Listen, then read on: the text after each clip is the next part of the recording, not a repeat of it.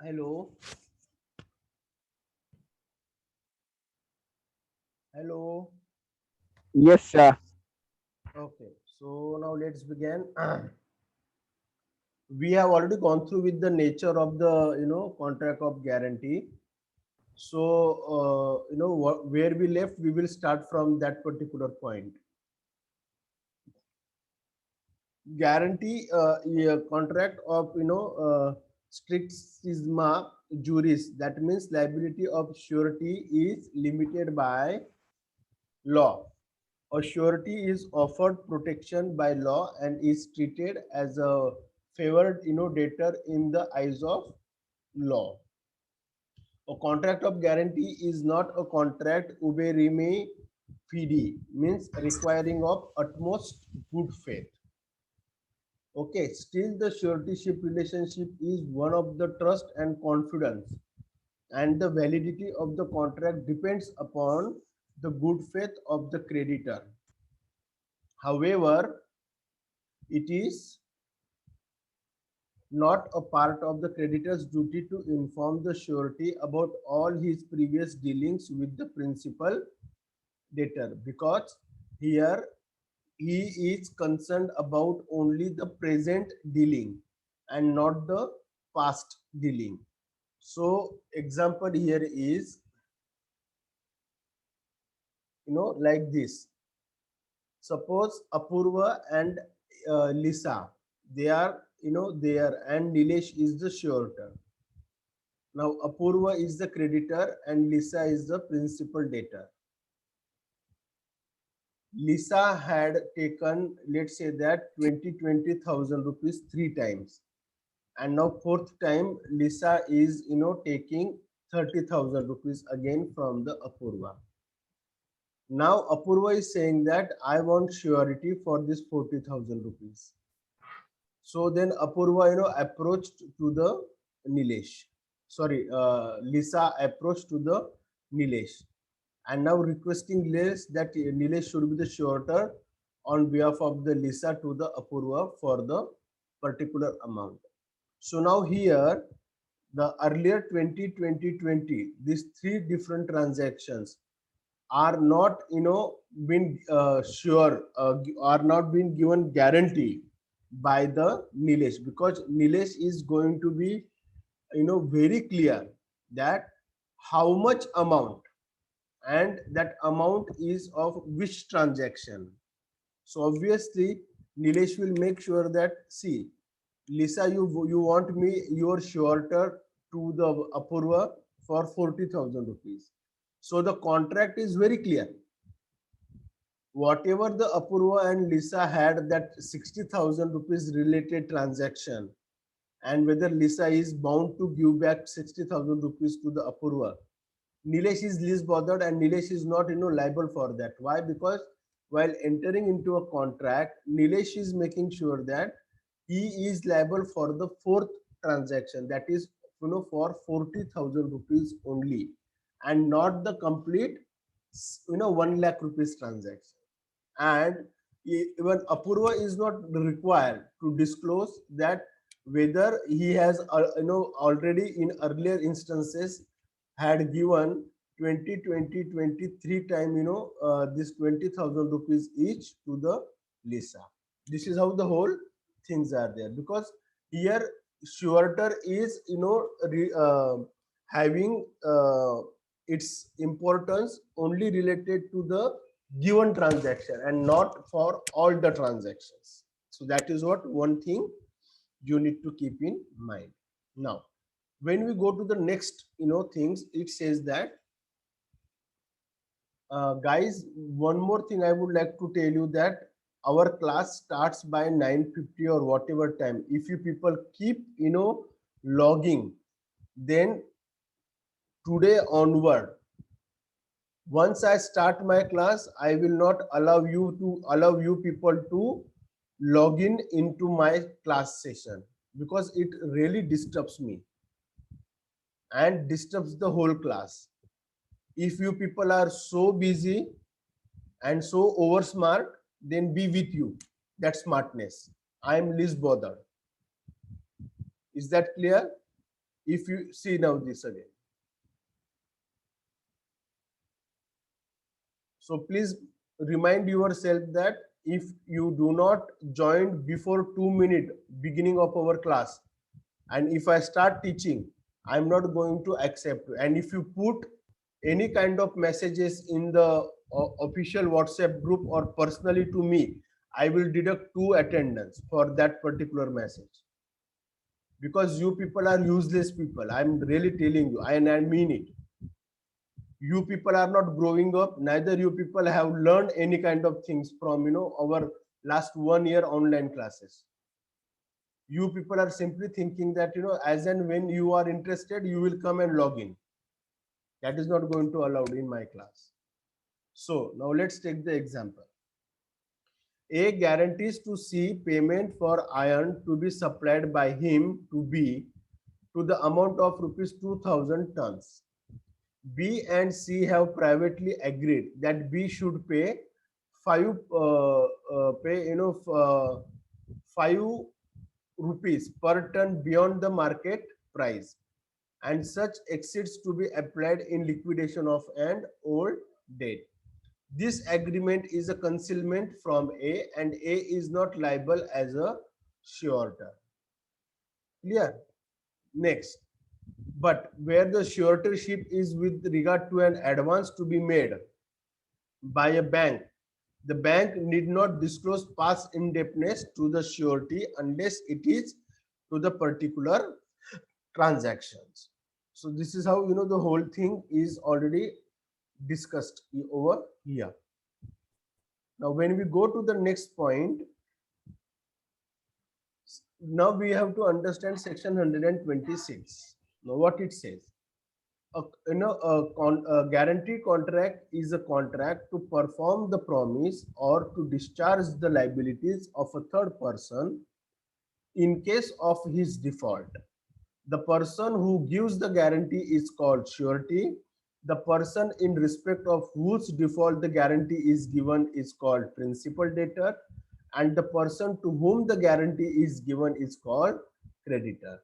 A guarantee may be either oral or written. So when A promises to a shopkeeper C that A will pay for the items being brought by B, and if B does not pay, this is a contract of guarantee. And here, if B fails to pay, C can sue A to recover the balance. Now in this particular Breckmere versus Darnell, in this particular case law, where the court held that when two persons come to a shop, one person buys, and to give him credit, the other person promises, if he does not pay, I will pay. This type of a collateral undertaking to be liable for the default of another is called a contract of guarantee, because here guarantee contract is made in a verbal manner and as a collateral, because it fulfills all the conditions of section 126. In the Swan versus Bank of Scotland, it was held that a contract of guarantee is a tripartite agreement. So who are the tripartite? The tripartite is creditor, principal debtor, and surety. Now let us understand. Distinct promise of surety. Now what do you mean by this? There must be a distinct promise by the surety to be answerable for the liability of the principal debtor. Second, liability must be legally enforceable. This is another important characteristics. Only if the liability of the principal debtor is legally enforceable, the surety can be made liable. For example, a surety cannot be made liable for a debt barred by statute of limitation. And the third important aspect is consideration. As with any valid contract, the guarantee contract also must have a consideration. The consideration in such contract is nothing but anything done. or the promise to do something for the benefit of the principal debtor. So what is the what is the benefit that suretor is going to do for the principal debtor? If principal debtor fails, it is the suretor who will pay money on behalf of principal debtor to the creditor. This is what something that has been done there. Okay. Now, when we go to the next one,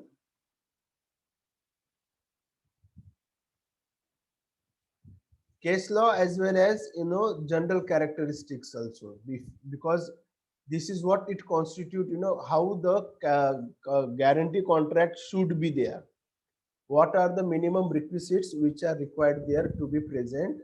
Then only the guarantee contract is the guarantee contract. Otherwise, it is just one kind of contract and not the guarantee contract. Now,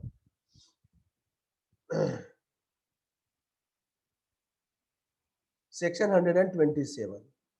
What it says that anything done or any promise made for the benefit of the principal debtor may be sufficient consideration to the surety for giving the guarantee. Now we have already understood what do you mean by this. Now let us understand the illustration. A agrees to sell to B certain goods if C guarantees the payment of the price of the goods.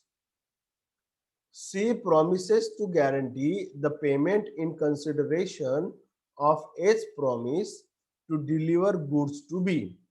Now this is a sufficient consideration for C's promise. Let's take the another illustration. A sells and delivers goods to B. C afterwards requests A to forbear to sue B for an year and promises that if A does so, he will guarantee the payment if B does not pay. A forbears to sue B for 1 year. Now this is sufficient consideration for C's guarantee. Now let's take the third example. A sells and delivers goods to B. Later on, C, without any consideration, promises to pay A if B fails to pay. Now the agreement is void for lack of consideration.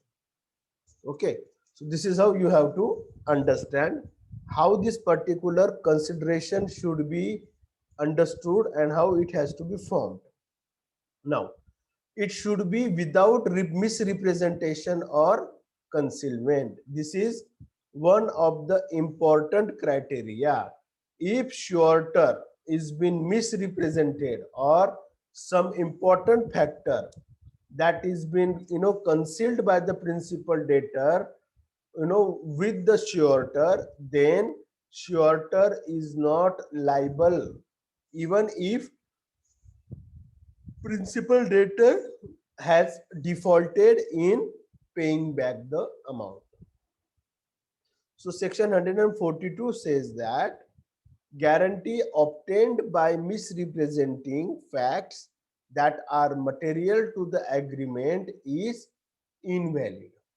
And section 143 specifies that a guarantee obtained by concealing a material fact is invalid as well. So what is the illustration? A appoints B for collecting bills. B fails to account for some of the bills. A asks B to get a guarantor for further employment. C guarantees B's conduct, but C is not made aware of B's previous misaccounting by A. B afterwards default. Now C cannot be held liable because here it is the duty of the A to bring this particular information to the suretor that why you as a suretor I want in this particular contract of guarantee, so that suretor is also very well aware what kind of liability that is going to be incurred by suretor and the behavior of the principal debtor. This is how one of the another dimension, in the section 142.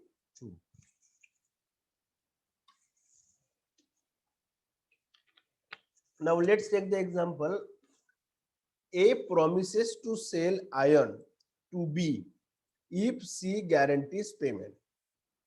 C guarantees payment, however, C is not made aware of the fact that A and B had contracted that B will pay 5 rupees higher than the market price per ton on iron.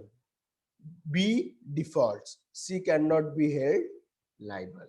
Why? Because it should be without misrepresentation or concealment. So section 142 is having, its effect as far as suretor's liability is concerned in case principal debtor is defaulter. Okay, now let's go to the next. Now, what kind of guarantees are there? So basically there are four kinds of guarantees are there. What are those? First, there is a conditional guarantee. Second, there is a limited guarantee. Third, there is a continuing guarantee. And fourth, there is a bank guarantee. Now let us understand one after another. What do you mean by conditional guarantee? A surety may require a condition precedent to be fulfilled by the creditor, failing which he should not be made liable. A partial recognition found in section 144 that where a person gives a guarantee upon a contract that a creditor shall not act upon it until another person has joined it as co-surety. The guarantee is not valid if that other person does not join. So basically what happens here the condition is that there must be minimum two suretor. Then only the suretor will be liable to pay in case of principal debtor fail. So this particular co-surety is the condition that has been put by suretor to become the suretor of the principal debtor. Now let us understand the case law. In the National Provincial Bank of England versus Brankbury 1906 case, defendant signed a guarantee which on the face of it was intended to be a joint and several guarantee of three persons with him. One of them did not sign, there being no agreement between the bank and the co-guarantors to dispense with his signature. The defendant was held not liable. Why?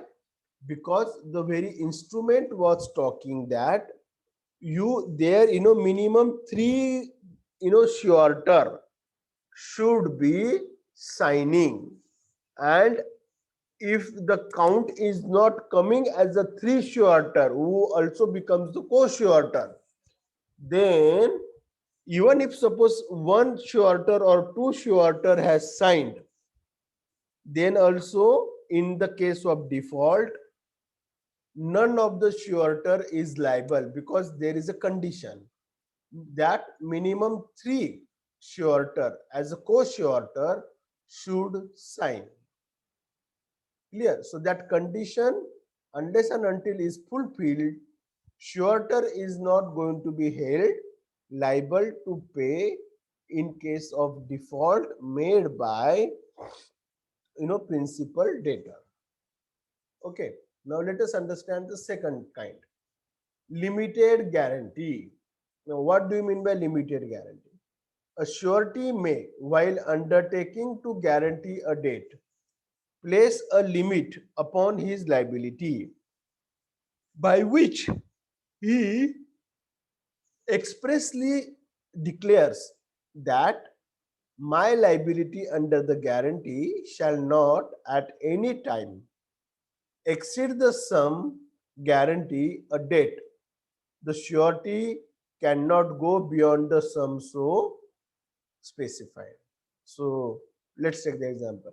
If, however, the surety undertakes to repay the whole debt of 5,000, then his liability will be rupees 5,000 plus interest thereon.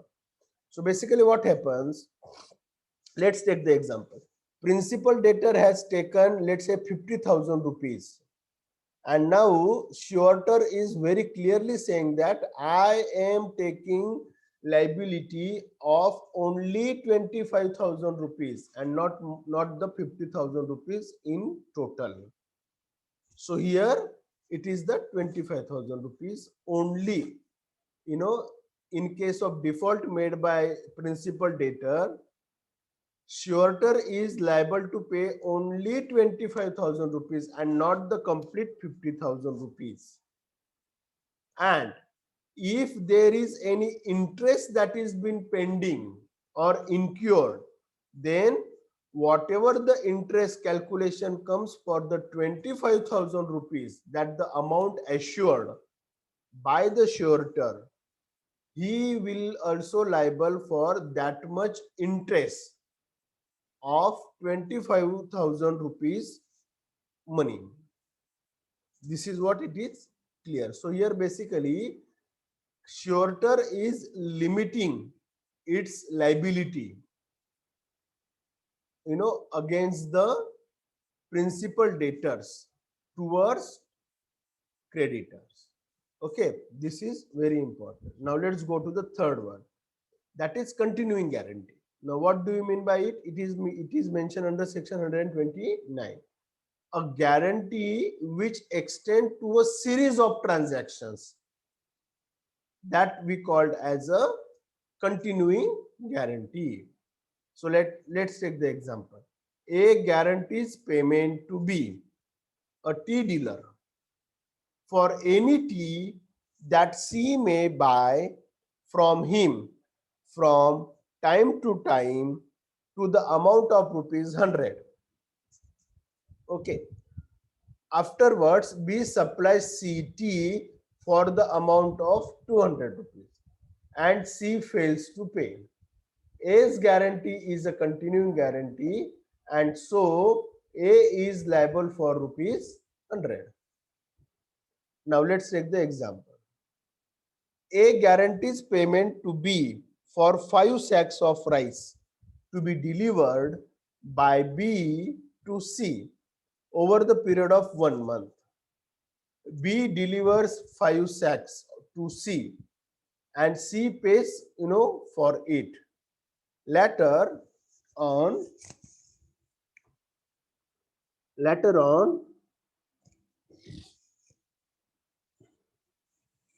B delivers 4 more sacks, but C fails to pay. A's guarantee is not continuing guarantee, and so he is not liable to pay for the remaining 4 sacks. But he is very much liable for the 5 sacks which are being supplied by. Okay, this is how it goes. Now, we will take this bank guarantee little bit late. In between, we have to first of all make sure that in the continuing guarantee there is a question when the guarantee will be revoked or when the guarantee will be stopped, saying that now I am not interested to continue my guarantee and now I want to stop giving my guarantee as a suretor. So revocation of the continuing guarantee. It is section 130 which says that continuing guarantee can be revoked at any time by the surety by notice to the creditor. Once the guarantee is revoked, the surety is not liable for any future transaction. However, he is liable for all the transactions that happened before the notice was given. So now let's take the example. A promises to pay B for all groceries brought by C for the period of 12 months. If C fails to pay, in the next 3 months, C buys 2,000 worth of groceries. After 3 months, A revokes the guarantee by giving a notice to B. And then C further purchases 1,000 rupees of groceries. C fails to pay. Now A is not liable for that further purchase worth rupees 1,000 rupees that was made after the notice, but suretor is very much liable for the 2,000 rupees worth purchase made before the notice. So section 131 takes care of another important aspect, that is the death of the surety acts as a revocation of a continuing guarantee with regards to the future transactions if there is no contract to the contrary. So if there is a provision that says death does not cause the revocation, then the contract of guarantee must be held to continue even after the death of the surety. Where this principle has been emerged, it has been emerged under the Durga Priya versus Durga Panda, All India Reporter 1928. Now we'll stop here. Everyone, please switch on your video.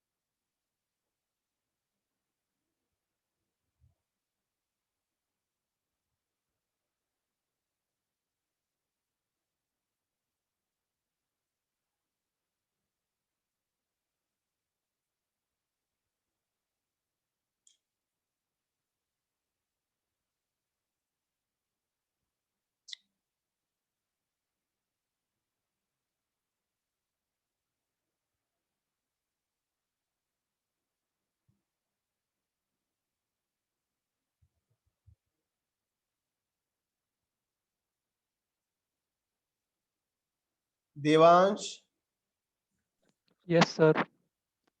everyone please be attentive. I am taking your attendance. Devam, Apur, Sir. Kishan,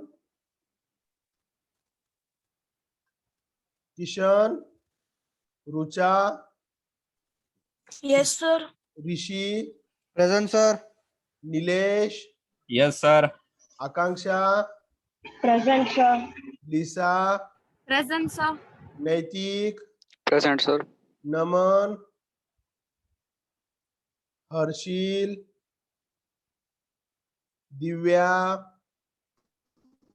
Present, sir. Yash, Present, sir. Kasababi, Lacey Sibanda, Lisa John, David, Ambuza, Present, sir. who? Hamza. Okay, good. Now, Neha, Present, sir. who present? Present, sir. Who said present? David. Why you people are not responding when I utter your name? Neha, David. Present, sir. Shabbir, Present, sir. Yatri, यात्री present, sir. Present, sir. Okay Jitendra Present, sir. Ali Karan Yagnesh Present, sir. Amarjeet Varda Present, sir. Pinky Present, sir. Ayush Sir, I am present. Present, sir. who I am means who Karan. then why you didn't reply when I utter your Sir, name network glitch. Network glitch. Sorry, sir. Vivek Present, sir. Monica Present, sir. what is she present Yes, sir. then why you are not loudly speaking yes sir